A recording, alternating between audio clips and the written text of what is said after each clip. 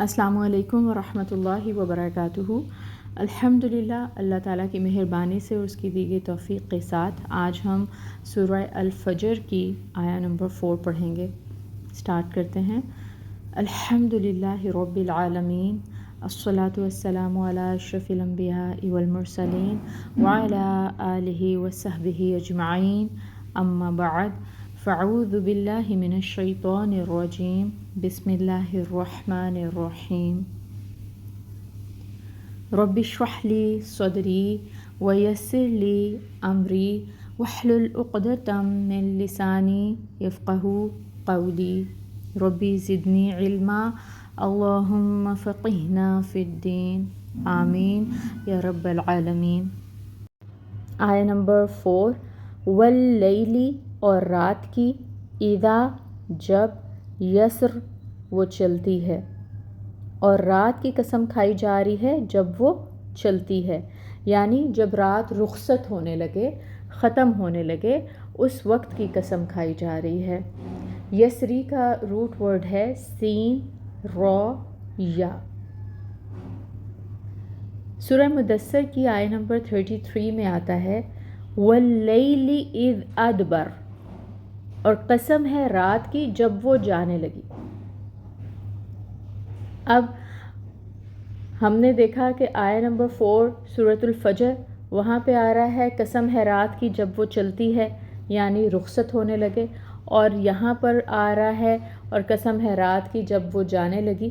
اب ہم ان دونوں کا ڈفرنس دیکھتے ہیں کہ یسری اور ادبر، ان دونوں کا فرق کیا ہے۔ دونوں عربی کے الفاظ ہیں لیکن ان کے معنی میں فرق ہے۔ ادبر کا مطلب ہوتا ہے پیچھے ہٹنا یا منہ پھیر لینا، جبکہ یسری کا مطلب ہوتا ہے آسانی یا آرام دہ ہونا۔ تو ادبر اور یسر، ان کے معنی ایک دوسرے کے اپوزٹ ہیں، مخالف ہیں۔ ایک میں پیچھے ہٹنے کا عمل ہے اور دوسرے میں آسانی کا عمل ہے۔ اب ساریہ ایک لفظ استعمال کیا جاتا ہے عربی زبان میں، جس کا مطلب ہے کہ رات کو سفر کرنے والی چھوٹی سی جماعت، ایسا گروپ آف پیپل جو رات کو ٹریول کرے، اس کو ساریہ کہا جاتا ہے۔ یہ بھی سین را یا سے ہے۔ اور اسی طرح ایک ورڈ اسرا عربی زبان میں استعمال ہوتا ہے، جس کے معنی ہے کسی دوسرے کو رات کے وقت سیر کرانا، لے چلنا، سفر کرانا، جیسے کہ سورہ بنی اسرائیل میں آتا ہے سبحان الذی اسری بعبدہ لیلا من المسجد الحرام الی المسجد الاقصی۔ پھر ایک اور لفظ ہے انہی روٹ ورڈز کے ساتھ جس کو ہم اردو میں استعمال کرتے ہیں، سرایت کرنا۔ اردو میں استعمال کرتے ہیں سرایت کرنا، جس کے معنی ہے کسی چیز کا دوسری چیز میں چپکے سے داخل ہو جانا، خاموشی کے ساتھ۔ تو اس کا روٹ ورڈ بھی سین را یا ہے۔ تو ہم نے کتنے الفاظ دیکھے اسی روٹ ورڈ کے ساتھ؟ یسری دیکھا، اس کے ساتھ ہم نے دیکھا ساریہ، اسرا اور سرایت، ٹھیک ہے۔ اب جب ہم نے اس کے میننگ کو سمجھ لیا تو ہمیں یہ سمجھ آئی کہ رات کی قسم کھائی جا رہی ہے جب وہ چلتی ہے، یعنی گزرتی ہے، آرام سے گزرتی جاتی ہے، اور پھر چپکے سے جب گزر جاتی ہے، رخصت ہو جاتی ہے، تو صبح نمودار ہو جاتی ہے۔ تفسیر القرآن میں لکھا گیا ہے کہ ان آیات میں ایک ہی وقت دو طرح کے انداز بیان سے تعبیر کیا گیا ہے۔ کس طرح؟